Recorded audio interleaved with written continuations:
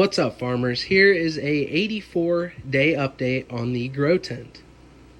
As you can tell, I have trimmed back these pepper plants a little bit before I filmed this. I probably should have done it before and after, but let's just keep this short and sweet. So let's start off with the budget AeroGarden. As you can tell, I haven't let these things grow really big yet. I really need them to last until about late March. So I'm just going to keep coming through and trimming them back until I am ready to move them out into the garden.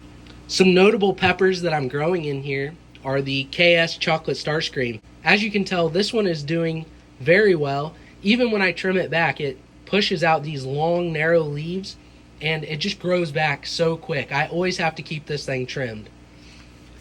Also, if we take a look at the Ahi Peach Fantasy, it's also doing well.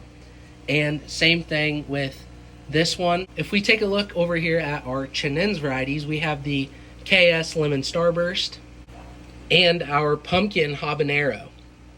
Now, the Chinens varieties put off way bigger leaves, as you can tell, than the Annuum varieties. So with those, you need to keep them trimmed back even more. So here's a little update on what the roots are looking like for the budget AeroGarden. All of the plants have very good root structure, and I'm probably going to need to fill up this reservoir with water and nutrients again here soon. Now moving on to our hydroponic bucket here, growing with the cracky method, we have the chocolate habanero. I've also trimmed this one back, and as you can tell, when you let these peppers grow, especially the Chinens varieties, in their own reservoir, they get way bigger than the ones in the smaller reservoirs.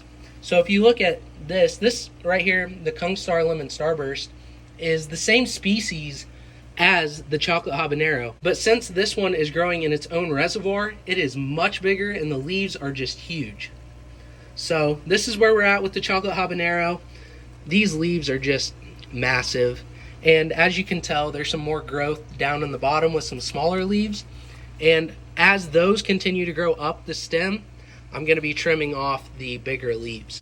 Here is a little root update on that same chocolate habanero plant. These roots are bright white and they're consuming nutrients very well. If you guys are growing plants hydroponically, this is exactly what you want the roots to look like.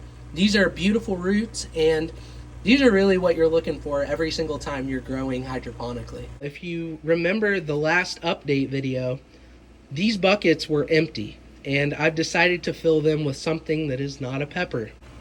In these two buckets, I've decided to grow a late flat Dutch cabbage, which if you have not looked into that, I know a lot of people probably just follow me for my peppers, but I also like to grow some other types of species. Brassicas are something that I have not had too much success with, so I'm really trying it out this time. And the late flat Dutch will get to be 15 pounds when the head is fully formed. So I'm really excited to see how those do. I've already thinned this one out and it's doing really well. And if you take a look, it's barely used any water from the reservoir, but you can still see the little roots coming out from underneath. I also have the same exact variety in this bucket. I just have not thinned it out yet because for whatever reason, this one is just a little bit further behind. Now moving over to our biggest reservoir, which is 15 gallon. I was trying to do the deep water culture with the KS Peach Starburst, and it was growing pretty well. But when I tried to overwinter this plant and put it in the same reservoir, for whatever reason, I think the pH was messed up. They both died. So I still need to figure out what I'm going to be growing in here. I'm thinking about starting a few more varieties of peppers in here, but I'm going to wait a little bit longer before I do that. So that way, when they're ready to be put out in the garden, they'll be almost fully grown, because when they're in this reservoir, I'm going to try and grow them to their full size. I'm really strongly considering growing some Matapinos in here.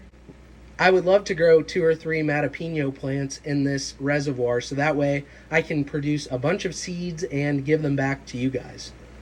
So there's a little bit of an update from the grow tent. Nothing crazy, and I'm going to be adding a lot more as the growing season comes closer. But in the middle of December right now, I just don't feel like I need to be starting a bunch of seeds because they will get big and I will fill up this grow tent way too quickly. And if they don't survive until late March, early April, then it was just a big waste of time, and I really don't want to do that. Also, it's too cold to be growing really anything outside, so this is basically what I'm limited to. I also have a few little grow stations at home, and I'm growing the Matapino in there, so if you want to see how that's doing, check that out on my TikTok. And if you haven't followed me on TikTok yet, do that, because we're really close to 100K. I'd love to reach 100K before the next growing season. Thanks for watching, and I will definitely be updating you guys on how the grow tent is doing very soon.